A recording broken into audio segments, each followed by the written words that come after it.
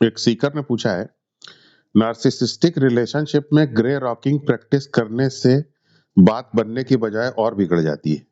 Health पर भी बुरा असर पड़ रहा है। ऐसे में कोई रास्ता नहीं दिख रहा है, क्या करें? देखिए, जब आप ग्रे रॉकिंग प्रैक्टिस करते हैं तो क्या होता है? ग्रे रॉकिंग आप प्रैक्टिस करते हैं तो आप रिएक्ट करना बंद कर देते हैं। नार्सिसिस्ट आपके ऊपर अटैक करता है, नार्सिसिस्ट आपको मैनिपुलेट करता है, उसके बावजूद भी आप रिएक्ट नहीं करते हैं। तो आप एक डेड पत्थर की तरीके से हो जाते हैं, रिएक्ट नहीं करते हैं। लेकिन आप जानते हैं, आप आप क्यों ग्रे रॉकिंग करते हैं? आप ग्रे रॉकिंग इसलिए करते हैं ताकि आप रिएक्ट ना करें। लेकिन आपका बेसिकली रिएक्ट ना करने का उद्देश्य क्या है? आपका बेसिकली रिएक्ट करने ना करने का उद्देश्य ये है ताकि नार्सिसिस्ट तक कोई ऐसी इंफॉर्मेशन ना पहुंचे जिस इंफॉर्मेशन का वो इस्तेमाल आपके अगेंस्ट कर सके, जिस इंफॉर्मेशन का इस्तेमाल वो आपको मैनिपुलेट करने में कर सके। तो इंफॉर्मेशन को रोकना आपका मेन उद्देश्य था। नार्सिसिस्ट के पास आपकी कोई इंफॉर्मेशन ना जा सके, आपके द्वारा कोई इंफॉर्मेशन ना दी जा सके जिसे कि वो मैनिपुलेट करने में या अटैक करने में यूज कर सके। इसीलिए आप ग्रे रॉकिंग प्रैक्टिस करते थे। लेकिन वो लगातार आपके ऊपर अटैक कर रहा है और आप एक पत्थर तो हैं, लेकिन आप सुलगता हुआ पत्थर हैं, अंदर से सुलग रहे हैं एकदम। तो एक सुलगता हुआ पत्थर है आप। सुलगता हुआ पत्थर क्या इंफॉर्मेशन रिलीज करता है कि इंफॉर्मेशन रिलीज नहीं करता? सुलगता हुआ पत्थर एक बड़ी इंफॉर्मेशन रिलीज करता है। नार्सिसिस्ट को एक बड़ी इंफॉर्मेशन मिलती है आपको अंदर से सुलगता हुआ ग्रे रॉक की तरीके से देखने में, जिसका इस्तेमाल वो आपके ऊपर अटैक करता है, क्योंकि इससे उसका जो नैरेटिव है वो हिट होता है। तो वो आपके ऊपर और अटैक करता है, जिससे आप और सुलगते हैं और सुलगते हैं और सुलगते हैं और एक दिन आप फट जाते हैं। तो आप ग्रे रॉकिंग प्रैक्टिस करते हैं, लेकिन हैं आप एक सुलगता हुआ ग्रे रॉक। उसका नार्सिसिस्ट इस्तेमाल करता है, क्योंकि ग्रे रॉकिंग प्रैक्टिस करना और सुलगते रहना अंदर से, ये एक बहुत बड़ी इंफॉर्मेशन रिलीज करता है नार्सिसिस्ट के लिए। जैसे जब आप नार्सिसिस्ट को एक्सप्लेन करते हैं, तो फिर आपका एक्सप्लेन करना भी एक तरीके का रिएक्शन है, जो कि नार्सिसिस्ट को इंफॉर्मेशन देता है कि आपको चोट पहुंच रही है, इसीलिए आप एक्सप्लेन कर रहे हैं या आप जस्टिफाई करते हैं अपने आप को। तो नार्सिसिस्ट को ये इंफॉर्मेशन देता है कि हाँ भाई, आप जस्टिफाई कर रहे हैं, इसका मतलब आपको अपनी रियलिटी पे कहीं ना कहीं आप उसको लेकर के श्योर नहीं है, दूसरे को भरोसा दिलाना चाहते हैं।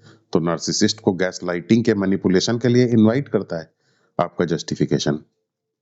तो ये एक रिएक्शन है जो कि भारी इंफॉर्मेशन देता है नार्सिसिस्ट को मैनिपुलेट करने के लिए। वैसे ही अंदर से सुलगते रहना इंफॉर्मेशन देता है नार्सिसिस्ट को आपके ऊपर फर्दर अटैक करने के लिए। याद रखिए, एक मोटी बात और भी हमें समझनी है कि जब भी हम रिएक्ट करते हैं तो रिएक्ट करने का मतलब क्या? रिएक्ट करने का मतलब हम दूसरे को बदलना चाहते हैं।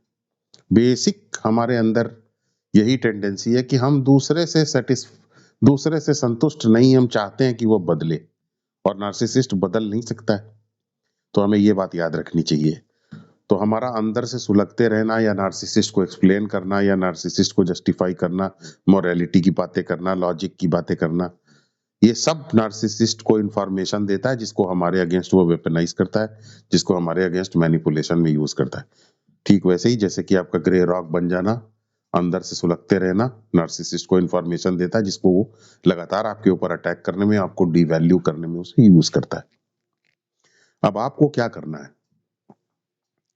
आपको एक सुलगता हुआ ग्रे रॉक नहीं बनना है, आपको एक सर्द कोल्ड ग्रे रॉक बनना है। कोल्ड ग्रे रॉक बनना है, कोल्ड ग्रे रॉक। तो ये कोल्ड ग्रे रॉक कैसे बने? कोल्ड ग्रे रॉक हम ऐसे नहीं बन सकते हैं, पहली बात तो याद रखिए कि थोड़ा लॉन्ग टर्म सॉल्यूशन की यहाँ पे बात हो रही। तो कोल्ड ग्रे रॉक हम कैसे बनेंगे? कोल्ड ग्रे रॉक बनने के लिए हमें पहले एक बात समझनी होगी कि हमें नार्सिसिस्ट के साथ रिलेशनशिप ठीक रखना होगा। रिलेशनशिप मैनेजमेंट बहुत ही इंपॉर्टेंट है कोल्ड ग्रे रॉक बनने के लिए। तो आपको रिलेशनशिप ठीक रखना पड़ेगा। रिलेशनशिप ठीक रखना खुद अपने आप में एक स्पिरिचुअल प्रैक्टिस है। और मैं आपको ये बताना चाहता हूँ कि रिलेशनशिप जब आप नार्सिसिस्ट के साथ ठीक रखने की कोशिश करते हैं तो इसमें दुख भी आपको बहुत होता है, कष्ट भी बहुत होता है। और इस दुख और कष्ट से लड़ने में ही स्पिरिचुअल टेक्निक्स पिक्चर में आती हैं। लेकिन मैं थोड़ा-सा इस दुःख के बारे में भी और आपसे बात करना चाहता हूँ। तो जब आप रिलेशनशिप नार्सिसिस्ट से ठीक करने की कोशिश करते हैं, तो आप नार्सिसिस्ट के प्रति एक सर्टेन एक्सेप्टेंस रखना चाहते हैं, उसको एक सर्टेन स्वीकृति देना चाहते हैं। एक्सेप्टेंस आप तभी दे पाते हैं जब आपकी के अंदर ये मैच्योरिटी होती है कि ये डिसऑर्डर का शिकार है, इसलिए हमें इसके प्रति एक रेडिकल एक्सेप्टेंस रखना है। ये डिसऑर्डर का ये व्यक्ति शिकार है, इसलिए हमें इसके फ्रेम ऑफ रेफरेंस में इसकी निगाह से अपने बिहेवियर को देखना है और उसके हिसाब से हमें चलना है। तो इतनी मैच्योरिटी आपके अंदर आ गई है और आप इस हिसाब से रिलेशनशिप ठीक रखने की कोशिश कर रहे हैं। वो आपके ऊपर इनजस्टिस पे इनजस्टिस किया जा रहा है। और याद रखिए, जब आप रिलेशनशिप ठीक रखने की कोशिश करेंगे तो इनजस्टिस और ज्यादा बढ़ा देगा, और ज्यादा आपको परेशान करने की कोशिश करेगा। लेकिन आपको धैर्य रखना है, आप रिलेशनशिप फिर भी ठीक करने की कोशिश करते रहिए। याद रखिए, रिलेशनशिप आपका ठीक करना ये एक तरीके का कैमोफ्लाज भी हो सकता है। आप चाहें तो इसको कैमोफ्लाज की तरीके से इस्तेमाल कर लें, चाहे तो एक छद्म तरीके से आप इस्तेमाल कर लें। लेकिन रिलेशनशिप ठीक करने में कुछ चीजें और हैं जो आपको मिक्स करनी पड़ेंगी रिलेशनशिप ठीक करने के एफर्ट में। वो है थोड़ा मूर्ख की तरीके से दिखना और थोड़ा सिंसियर होना। सिंसियरिटी वैसे भी मूर्ख की निशानी है, मतलब नार्सिसिस्ट की निगाह में। तो थोड़ा सिंसियर और मूर्ख दिखना और रिलेशनशिप ठीक करना। तो जब सिंसियरिटी भी आप दिखाएंगे, एक्सेप्टेंस भी दिखाएंगे, थोड़ा मूर्ख भी अपने आप को दिखाएंगे और रिलेशनशिप ठीक करने की भी कोशिश करेंगे, तब आप कोल्ड रॉक में बदल गए। अब आप कोई इंफॉर्मेशन नार्सिसिस्ट को रिलीज नहीं करेंगे, इंफॉर्मेशन ब्लैकआउट क्रिएट कर देंगे। लेकिन ये इंफॉर्मेशन ब्लैकआउट जो है वो उस तरीके का इंफॉर्मेशन ब्लैकआउट नहीं है जैसे कि आप पहले ब्लैकआउट करते थे, जब आप एक सुलगते हुए पत्थर की तरह थे। तो आप ब्लैकआउट क्रिएट करते थे, लेकिन आपका इंफॉर्मेशन ब्लैकआउट क्रिएट करना खुद एक इंफॉर्मेशन बन जाता था। लेकिन अब आप जो इंफॉर्मेशन ब्लैकआउट क्रिएट कर रहे हैं, वो इंफॉर्मेशन ब्लैकआउट आप दूसरे तरीके से कर रहे हैं। आप नार्सिसिस्ट को इंफॉर्मेशन ना देने का चैलेंज नहीं कर रहे हैं, बल्कि आप नार्सिसिस्ट को एक काउंटर फिट इंफॉर्मेशन दे रहे हैं। नार्सिसिस्ट को आप एक करप्ट इंफॉर्मेशन दे रहे हैं इस बात की कि आप उसके साथ अच्छा संबंध रखना चाहते हैं, आप मूर्ख हैं, आप सिंसियर हैं। ये आप एक तरीके का कैमोफ्लाज उसके सामने करने हैं। तो ये कैमोफ्लाज एक तरीके क्या है? कैमोफ्लाज एक तरीके की काउंटरफिट इंफॉर्मेशन है दूसरे को देना, एक तरीके की छद्म इंफॉर्मेशन देना, एक तरीके की कॉम्प्रोमाइज्ड करप्ट इंफॉर्मेशन देना। तो आप नार्सिसिस्ट को लगातार करप्ट इंफॉर्मेशन दे रहे हैं कि आप उसके साथ रिलेशनशिप अच्छी रखना चाहते हैं, आप मूर्ख हैं, आप सिंसियर हैं, और जो भी वो उल्टा सीधा काम कर रहा है उसके प्रति आपके अंदर एक्सेप्टेंस है और आप उसको बदलने की कोशिश नहीं कर रहे हैं। ये आप करप्ट इंफॉर्मेशन, काउंटरफिट इंफॉर्मेशन लगातार नार्सिसिस्ट को दे रहे हैं। इसे कहते हैं कोल्ड रॉक में बदल जाना। तब नार्सिसिस्ट के पास कोई इंफॉर्मेशन नहीं पहुंचती, और जब नार्सिसिस्ट के पास इस तरीके से कोई इंफॉर्मेशन नहीं पहुंचती है, तब उसकी समझ में नहीं आता है कि वो किस तरीके से आपके साथ रिएक्ट करे। तो वो आपको फिर धीरे धीरे धीरे धीरे आपसे आप जो तब आप उसकी ड्रामा की इनफैक्ट नीड पूरी नहीं कर रहे होते हैं। और जब आप उसकी ड्रामा की नीड को पूरी नहीं कर रहे होते हैं, तो फिर वो अपनी दुकान कहीं और लेके जाता है, या फिर आपके साथ एक नॉर्मल रिलेशनशिप, स्टेबल रिलेशनशिप जीने की कोशिश करने लगता है, क्योंकि आप उसके डिसऑर्डर और उसके नैरेटिव के प्रति आप उसके नैरेटिव के रडार में ही आप नहीं आ पा रहे हैं। ये बहुत इंपॉर्टेंट वर्ड है। आप उसके नैरेटिव के रडार में ही चूंकि नहीं आ पा रहे हैं, तो फिर वो नॉर्मल रिलेशनशिप आपके साथ वैसे ही रख रहा है जैसे कि वो अकेले में उसका नार्सिसिज्म इनएक्टिव हो जाता है, या स्ट्रेंजर्स के साथ उसका नार्सिसिज्म इनएक्टिव हो जाता है, क्योंकि स्ट्रेंजर्स उसके रडार में ही नहीं आते हैं, क्योंकि स्ट्रेंजर्स उसकी ड्रामा की नीड को पूरा नहीं कर रहे हो। स्ट्रेंजर्स उसकी ड्रामा की नीड पूरी करेंगे कि नहीं करेंगे इसका पता नहीं होता है, तो उसके रडार में ही नहीं होते हैं। तो आप उसके जब आप इस तरीके से जीने लग जाते हैं, रिलेशनशिप ठीक करने की कोशिश करते हैं, थोड़ा मूर्ख दिखने की कोशिश करते हैं, सिंसियरिटी के साथ रहने की कोशिश करते हैं, इस तरीके का छद्म रूप रख लेते हैं, इस तरीके का कैमोफ्लाज जब आप उसके सामने करने लगते हैं, बार बार रिलेशनशिप ठीक करने की कोशिश करते हैं, इसका मैसेज देते हैं कि मैं रिलेशनशिप ठीक करने की कोशिश कर रहा हूं, तो आप उसके रडार से ही बाहर हो जाते हैं। तब उसके पास कोई इंफॉर्मेशन नहीं पहुंचती। जैसे रडार उस चीज को, रडार के ऊपर जो रेज नहीं भेजेगा उसको रडार नहीं पकड़ पाएगा, वैसे ही आप कोई रेज भेज ही नहीं रहे हैं जब आप इस तरीके का एटीट्यूड रखते हैं। तो फिर आप उसके रडार से बाहर होने लग जाते हैं, तब नार्सिसिस्ट आपके साथ नॉर्मल रिलेशनशिप रखता है। अब अच्छी रिलेशनशिप नार्सिसिस्ट के साथ रखने का एक फार्मूला है, वो मैं आपको फार्मूला दे दे रहा हूँ, एकदम से नोट कर लीजिए। फार्मूला ये है, रिएक्ट करना बंद करें लेकिन एक्ट करते रहें। रिएक्ट करना बंद करें, एक्ट करना शुरू करें। रिएक्ट करना बंद करने का मतलब क्या है? उसने आपको बदतमीजी किया, आप उसकी बदतमीजी का के पर प्रति कुछ ना बोले, लेकिन आप अगले ही पल थोड़ी देर में एक मूर्ख की तरीके से रिस्पॉन्ड करते रहें, एक्ट करना शुरू करें, गुड मॉर्निंग गुड इवनिंग बातचीत करते रहें, जैसे कि कुछ हुआ ही ना हो। गुड मॉर्निंग गुड इवनिंग और ये सब जैसे पीछे कुछ हुआ ही ना हो। इतना इस तरीके से आपको रहना है जैसे कुछ हुआ ही ना हो, या थोड़ी देर चुप भी रहना है अगर नॉर्मल दिखने के लिए जरूरी है, फिर गुड मॉर्निंग गुड इवनिंग पे उतर आना है, फिर कोई नॉर्मल बात करने लग जाना है। तो इस तरीके से जब आप रहते हैं, रिएक्ट करना बंद करते हैं, एक्ट करना शुरू करते हैं, तब नार्सिसिस्ट के पास इंफॉर्मेशन पहुंचना बंद हो जाती है और उसकी समझ में नहीं आता है कि वो किस तरीके का एटीट्यूड आपके साथ ले, क्योंकि आप उसके रडार से अब बाहर जाने लग जाते हैं।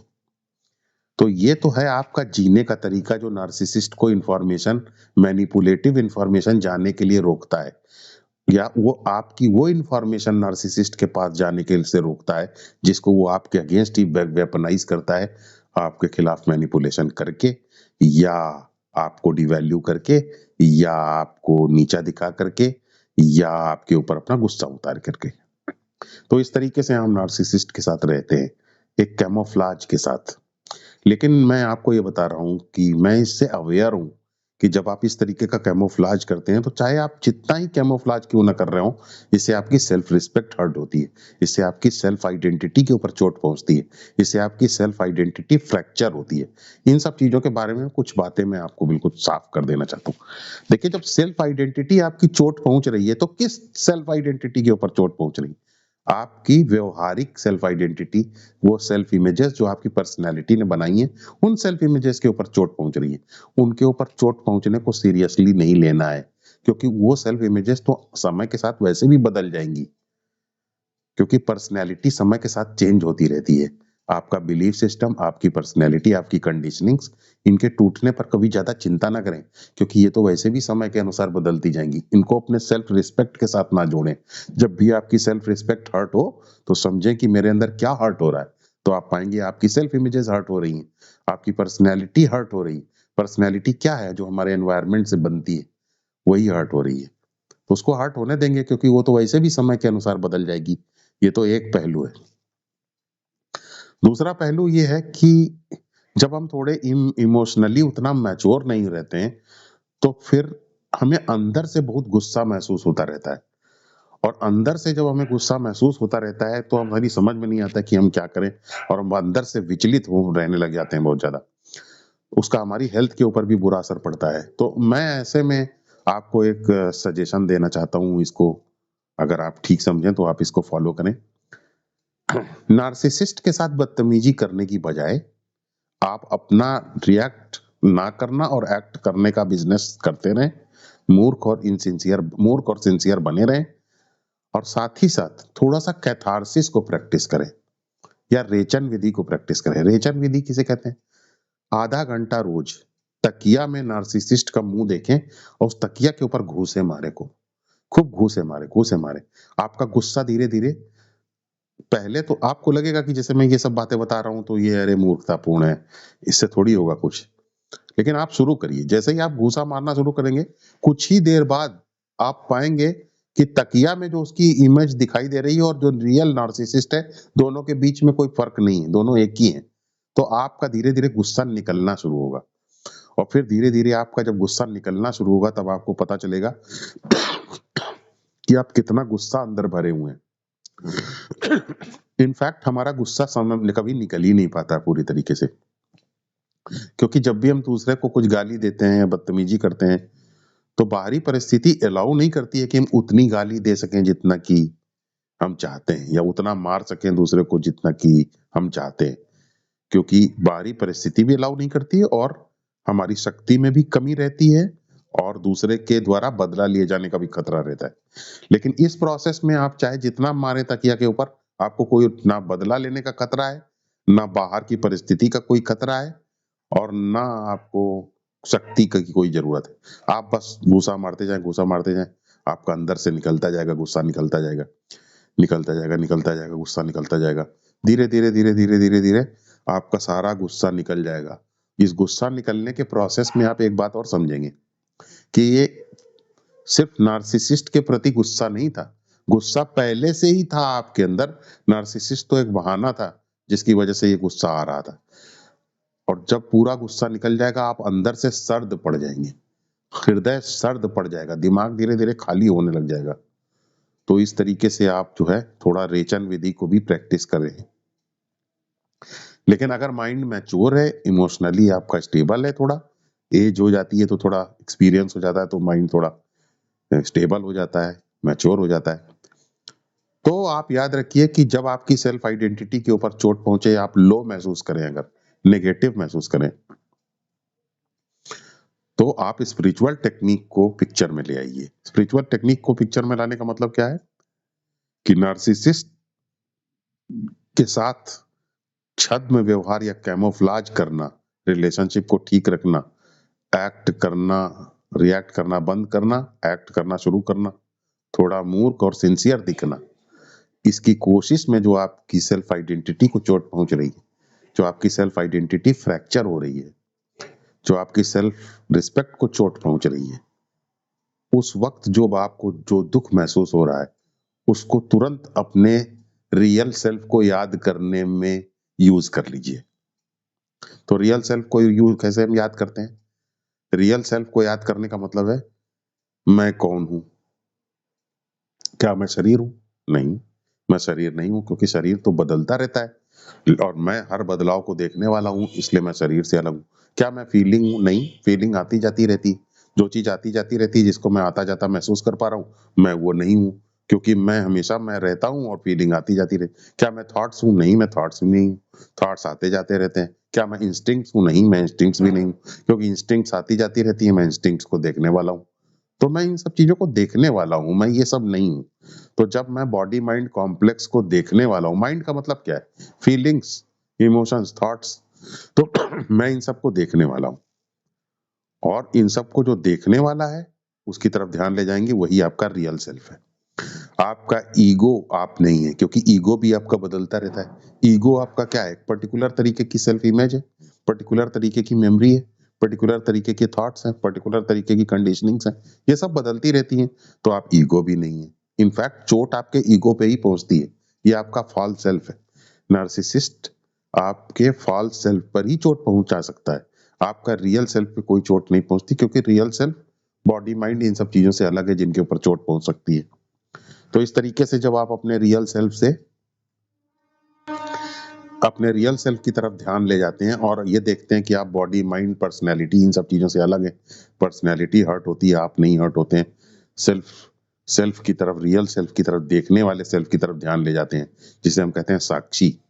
और बस साक्षी की तरफ ध्यान ले जाते हैं और बॉडी माइंड और फीलिंग्स और पर्सनैलिटी, इनके सेंसेशंस को सिर्फ देखते हैं, इनके सिर्फ इनकी एनर्जी फील्ड को सिर्फ देखते हैं, इनमें कोई स्टोरी नहीं देख डालते हैं, इनको नॉन वर्बली देखते हैं, इनमें कोई स्टोरी नहीं डालते हैं, सिर्फ इनके सेंसेशंस को देखते हैं, इनकी झंझनाहट को देखते हैं, इनकी एनर्जी को सिर्फ देखते हैं, और देखते हैं और हम पाते हैं कि हम इनसे अलग हैं।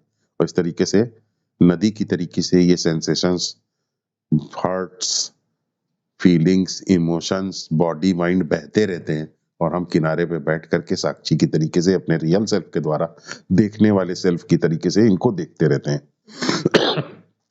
तो इस तरीके से जब हम देखते हैं तो धीरे धीरे धीरे धीरे हमारा साक्षी बलवान होने लग जाता है, और रियल सेल्फ की तरफ ध्यान ले जाएंगे। तो रियल सेल्फ जब अपने आप से पूछेंगे मैं कौन हूँ, रियल सेल्फ हूँ, तो ईगो आपका रियल सेल्फ को ही ढूंढता रहता है, क्योंकि ये आपको बता दूं कि रियल सेल्फ ही आपकी एग्जिस्टेंस की रियलिटी है। तो ईगो को जैसे ही ध्यान ले जाएंगे रियल सेल्फ की तरफ, ईगो तुरंत पर्सनैलिटी और ये ड्रामा छोड़ के रियल सेल्फ में विलीन हो जाता है, और आप बहुत ही कंफर्टेबल महसूस करते हैं। इसे कहते हैं स्पिरिचुअल टेक्निक को फॉलो करना। ये सिर्फ सनातन धर्म में ही साक्षी माना जाता है, क्यों बाकी और कोई साक्षी मानता ही नहीं है। बुद्धिस्ट साक्षी नहीं मानते हैं क्योंकि वो कहते हैं कि साक्षी नथिंगनेस है। और ओरिजिनली गौतम बुद्धा ने तो स्ट्रेटेजिकली इस बात को कहा था, बाद के लोग समझ नहीं पाए और उल्टा सीधा बोलने लग गए। तो आप साक्षी के ध्यान को सिर्फ रखिए, अपने रियल सेल्फ की तरफ से ध्यान ले जाइए। आप ज्यादा इधर उधर ना सोचिए, क्योंकि आप ज्यादा ना सोचिए, आप नहीं उतना संभाल पाएंगे। जितना बताया जा रहा है सिर्फ उतना करिए। तो साक्षी की तरफ की ध्यान ले जाइए और अपना आप धीरे धीरे स्ट्रांग होने लग जाएंगे। याद रखिए, जिसने जाना है उसकी बात के ऊपर भरोसा कीजिए, जिसने जाना नहीं है, जिसके पास सिर्फ इंफॉर्मेशन है, उसकी बात के ऊपर भरोसा न कीजिए। जिसने जाना है, जो ट्रुथ को जानता है, उसकी एनर्जी अलग होती है, उसका ऑरा अलग होता है, उसकी बात अलग होती है, उसकी बात को सुनने में ही भरोसा पैदा हो जाता है। और जिसने जाना नहीं है, वो चाहे कितनी बड़ी बड़ी बातें करे, उससे हमारा भरोसा नहीं आता है कभी। इसलिए मैं आपको बता रहा हूँ, साक्षी बन करके देखने वाला बनिए और अपनी बॉडी माइंड फीलिंग्स, नार्सिसिस्ट जो आपको हर्ट करता है, पर्सनैलिटी को जो हर्ट करता है, इन सब हर्ट्स को, इनके सेंसेशंस को, इनकी एनर्जी फील्ड को देखिए। सिर्फ बहते हुए नदी की तरीके से देखिए। आप एक सेंसेशंस की नदी को बहता हुआ देखिए। आपका साक्षी, आपका रियल सेल्फ है इसके देखने वाला, और उसको ये सब नदी टच नहीं कर सकती है। बस, तो आप जब टच नहीं करते हैं तो आपके पड़ोसी की तरीके से ये बह रहा है ना, तो आप जब देखने वाले बन जाएंगे तो आप अप्रभावित रहेंगे। तो इस तरीके से हम स्पिरिचुअल टेक्निक को यूज कर लेते हैं। और एक बात और आपको मैं बताना चाहता हूँ, जब आप इस तरीके से रिएक्ट करना बंद कर देते हैं और एक्ट करना शुरू कर देते हैं, प्रेम से बात करते हैं लोगों को, तो जब आप थोड़े और मैच्योर हो जाते हैं, तो फिर आपके पास अब दो विकल्प हैं। याद रखिए, नार्सिसिस्ट हमेशा स्ट्रांग नहीं रह सकता। आज परिस्थिति उसकी स्ट्रांग है, कल उसकी परिस्थिति स्ट्रांग नहीं रहेगी। जब आपकी परिस्थिति स्ट्रांग नहीं रहेगी, तब आप पूरी ताकत के साथ वापस आएंगे। क्यों? क्योंकि आप तो बतख की तरीके से थे ना, ऊपर से रिलेशनशिप को ठीक करने वाले, इनोसेंट, सिंसियर, बात मानने वाले, टीचेबल, इम्प्रेशनेबल बतख थे आप। ऊपर से बतख की तरह चलते रहते थे, जैसा नार्सिसिस्ट कहता था, लेकिन अंदर से बड़ा पैडलिंग करते रहते थे, ताकत लगाते रहते थे, स्पिरिचुअल टेक्निक फॉलो करते रहते थे, हार्ड वर्क करते रहते थे। बतख का क्या होता है, सरफेस के नीचे, वाटर सरफेस के नीचे बहुत तेज पैडलिंग चलती रहती, ऊपर से इनोसेंट रहती, धीरे धीरे चलती रहती। तो लोग सोचते हैं ऊपर से देख के कि कितना इनोसेंट जा रहा है, नीचे नहीं जानते कितनी ताकत चल रही है। वैसे ही आपको बनना है, बत्तख की तरीके से रिलेशनशिप ठीक करना है, नार्सिसिस्ट की बात मानना है, रिएक्ट नहीं करना है, एग्रीमेंट दिखाना है, मूर्ख बने रहना बत्तख की तरह, लेकिन नीचे पैडलिंग करते रहना, स्पिरिचुअल टेक्निक फॉलो करते रहना, अपनी ताकत बढ़ाते रहना। तो आप जब इस तरह अपनी ताकत बढ़ा लेंगे तो क्या होगा, जिस दिन सही समय आएगा, नार्सिसिस्ट कमजोर हो जाए, बात पलट देंगे, उसी दिन सामने आ जाएंगे, अपनी ताकत दिखा देंगे, चाटा पड़ मार के चढ़ बैठेंगे, आप जीत जाएंगे उस दिन। ये है एक तरीका। दूसरा तरीका इससे भी ज्यादा बड़ा शक्तिशाली, दूसरे को प्रेम देते देते देते देते देते देते जो मैच्योर आदमी है, वो एक बात समझ जाता है कि दुनिया प्रेम की ही भूखी है, और असली आराम इस दुनिया में प्रेम दे के ही मिल सकता है। और वास्तव में अगर आदमी को देखा जाए तो वो मूर्ख ही है। उसके पास कौन सी ऐसी नॉलेज है जिस नॉलेज का मुकाबला कर सकता है। एग्जिस्टेंस में कितनी नॉलेज है, कितनी चीजें हैं एग्जिस्टेंस के अंदर, उसके बारे में इंसान कितना कम जानता है। तो एक तरीके से देखा जाए तो मूर्ख ही है, और इंसान मूर्ख है, ये अपनी मूर्खता को समझ गया है, और ये समझ गया है कि रिलेशनशिप में प्रेम दूसरे को देना ही खुशी प्राप्त करने का एक तरीका है। तो वो अभी तक जो छद्म रूप से प्रेम दे रहा था, अब वास्तविक रूप से प्रेम देता रहता है। प्रेम के ऊपर से सारा बैरियर हटा देता है, प्रेम के ऊपर से रॉक हटा देता है, प्रेम को ऐसे ही बहने देता है। धीरे धीरे हर चीज में प्रेम समा जाता है, और जब हर चीज में प्रेम समा जाता है तो जीवन सुखमय हो जाता है। दूसरे लोग क्या लेके जाएंगे, आपसे क्या छीन के ले जाएंगे जो वो अभी तक नहीं छीन सके हैं। धीरे धीरे छीनने दीजिए, ऐसे कोई छीन नहीं पाता है किसी का कुछ। प्रेम जो है सब वापस ले आता है दूसरे के रूप में। तो इस तरीके से प्रेममयी जिंदगी ही हम जीने लग जाते हैं, और एक नए तरीके से, एक नए एहसास, एक नई जिंदगी की हमारी हमारी शुरुआत होती है। तो ये दूसरा तरीका है, ये ज्यादा स्टेबल है, इसके लिए कहीं भागने की भी जरूरत नहीं। एक छोटी सी बात और मैं आपको बता देना चाहता हूँ स्वास्थ्य के बारे में। देखिए, मुझे जो अभी तक समझ में आई है बात, वो ये है कि जो ये शरीर को चीर करके शरीर के अंदर के अंगों का पता लगा करके कि हार्ट में कहाँ पंपिंग हो रही है, और कौन सी आर्टरी और कौन सी वेन कहाँ जा रही है, और माइंड में प्रीफ्रंटल कॉर्टेक्स कहाँ पे है और एमिगडाला कहाँ पे है, ये बहुत ही चाइल्डिश तरीका है बॉडी के सिस्टम को समझने का। क्योंकि बॉडी जो है वो कोई मोटर नहीं है 20 वाट का जिसको खोल करके उसके अंदर समझ लोगे सब। बॉडी एक बहुत ही कॉम्प्लेक्स प्रोसेस है। उस कॉम्प्लेक्स प्रोसेस को इस तरीके से समझना पॉसिबल नहीं है। जैसे एक ट्रायंगल छोटा सा हमने बना दिया, उस ट्रायंगल को हम स्टडी करके हाइट एंड डिस्टेंस निकाल देते हैं ट्रिग्नोमेट्री में। ये यूक्लिडियन यूक्लिड एक ऐसे ज्योमेट्रिशियन थे जिन्होंने हमें इस तरीके के फिगर्स के बारे में बताया। ग्रीक ज्योमेट्रिशियन थे। ट्रायंगल, सर्कल, स्फीयर, तो ये आइडियल शेप्स हैं। ट्रायंगल, स्फीयर, क्वाड्रिलेटरल, ये आइडियल है सब। स्क्वायर, ये यूक्लिडियन फिगर्स हैं। यूक्लिडियन फिगर्स के ऊपर ट्रिग्नोमेट्री और ये सब विज्ञान काम करता है, मैथमेटिक्स काम करती है। लेकिन वास्तव में अगर आप देखें तो इस तरीके के Euclidean figures, ideal triangle, ideal quadrilateral, ये लाइफ में नहीं पाए जाते। लाइफ में जो भी चीजें पाई जाती हैं वो कोलेटरल है। लाइफ में जो चीजें पाई जाती हैं वो यूक्लिडियन नहीं है, वो रीमानियन है। रीमानियन ट्रायंगल ट्रायंगल जैसा है ही नहीं, वो तो जैसे फुटबॉल की तरीके से फूला हुआ है, क्योंकि वो रियल लाइफ में पाया जाता है। तो लाइफ जो है वो कुछ रीमानियन है। लाइफ यूक्लिडियन नहीं, लाइफ लीनियर नहीं है। लाइफ इस तरीके से फिजिक्स की तरीके से नहीं है कि हार्ट में जो है दबाव महसूस हुआ तो हवा भर दें, समझ रहे, हवा निकाल दें।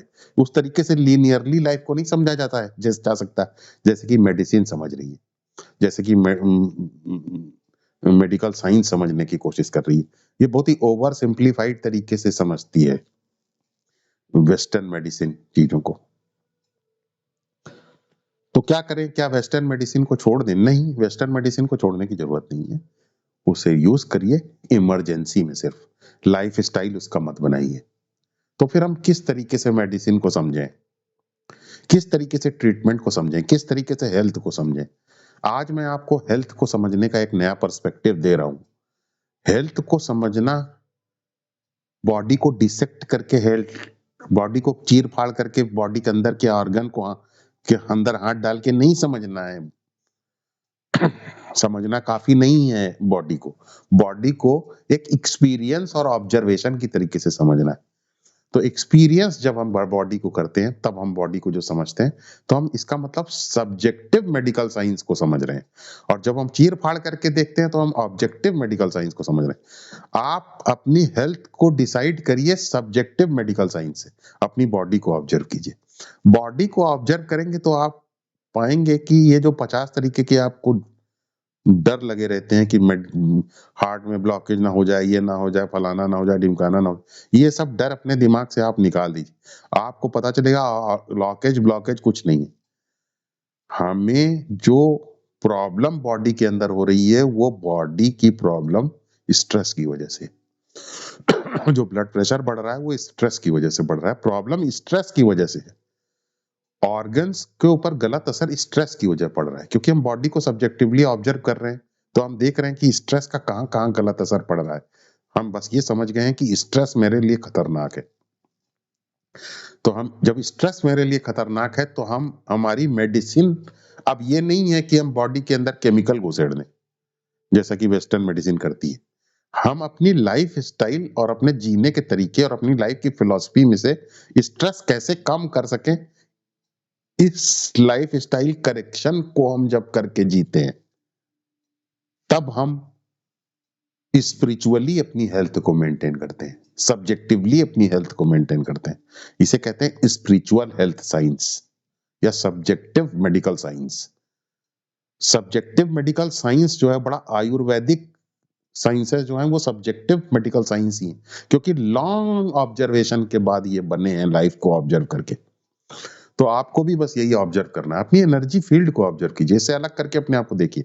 जब देखिए स्ट्रेस होता है तो क्या होता है, तो आप अपने आप को अलग करके जब बॉडी माइंड से देखेंगे तो आपको एक बात का पता चलेगा कि बॉडी माइंड से अलग करके जब आप अपने आप को देखते हैं तो बॉडी के अंदर भी स्ट्रेस कम होता है। क्योंकि बॉडी में स्ट्रेस तब होता है जब आप अपने रियल सेल्फ से बॉडी माइंड को जोड़ करके देखते हैं। जब रियल सेल्फ से बॉडी माइंड को जोड़ करके देखते हैं तो आप ये बोलते हैं मैं दुखी हूं। और जब आप रियल सेल्फ से बॉडी माइंड को नहीं जोड़ करके देखते हैं, तब आप ये नहीं कहते हैं मैं दुखी हूं, तब आप ये कहते हैं ये दुख जा रहा है, ये दुख की फीलिंग है, ये दुख के विचार है, ये दुख की पर्सनैलिटी के ऊपर चोट पहुंची है। तो आप उसको इट बोलते हैं या आप उसे दिस बोलते हैं, आप उसे आई नहीं बोलते हैं। ये दिस बोलना, इट बोलना स्ट्रेस को कम करना है, आई बोलना स्ट्रेस को क्रिएट करना है। तो जोड़ के जब हम नहीं देखते हैं, साक्षी की तरह देखते हैं, बॉडी माइंड से अपने आप को अलग देखते हैं, तो बॉडी के ऊपर से आप आइडेंटिफिकेशन का भार हटा देते हैं। उसी भार को हटा देने को कहते हैं स्ट्रेस दूर करना। उसी भार को हटा देने का को कहते हैं बॉडी को लाइट बनाना। उसी उसी भार हटा देने को कहते हैं बॉडी को हेल्दी बनाना।